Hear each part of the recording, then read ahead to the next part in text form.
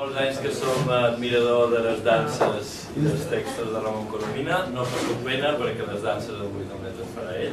I jo llegiré uns textos de Ramon. I a més tinc l'honor de ser telonero de les Leones. Són de la fortuna. Aquests són uns textos molt curts, allò que els filòlegs en diem textículos.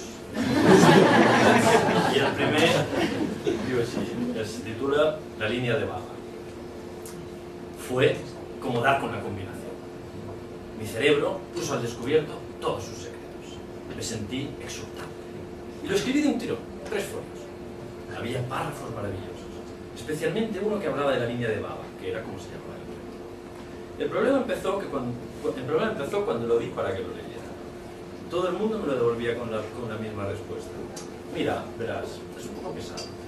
¿Un poco pesado? Algo que no tardaba ni 5 minutos en leer. Intenté abreviarlo, pero el cuento no se dejaba. Quizá tenía todo el derecho a ser pesado. Decidí añadirle un subtítulo. La línea de Baba, un cuento pesado. Pero no sirvió de nada, porque empezaron a decir que no era pesado, sino pesadísimo. ¿Pesadísimo? Le cambió el subtítulo. La línea de Baba, un cuento tan pesado que acabará con tu paciencia.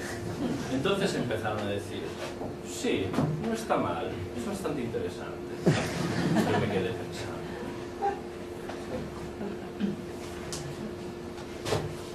Esta es la historia de un deseo que se encuentra con una emoción. El deseo, te confieso, solo.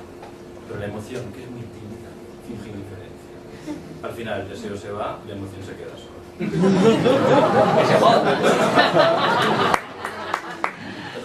Y esta es la historia de un hombre a quien los muebles de su casa le dan conversación.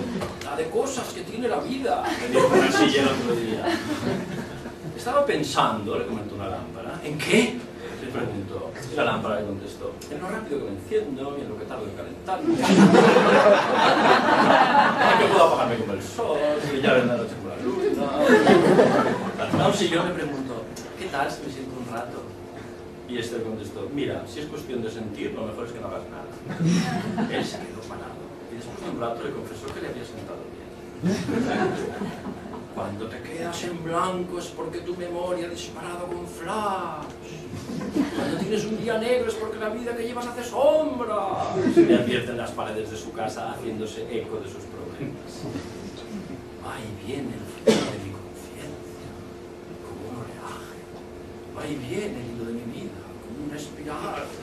Y además se sienta y se levanta tu culo como un temporal. Replica una silla poniéndolo en su sitio.